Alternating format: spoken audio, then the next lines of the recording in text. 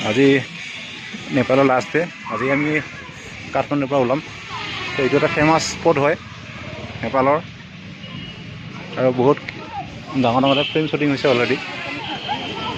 এনেকৈ আৰু আমি ঘূৰি আছোঁ, আৰু বৰষুণো দি আছে বহুত বেয়াকৈ।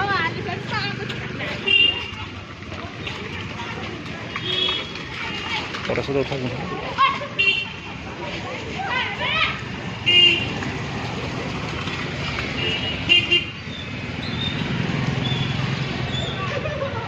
ফেমাছ স্পট হয় এইটো।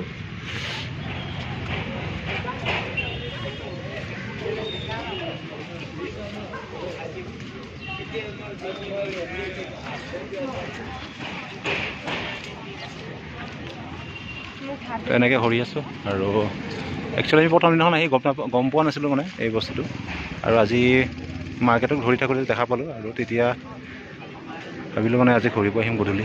তেনেকৈ আৰু বহুত ফেমাছ স্পট হয় এইটো নেপালৰ।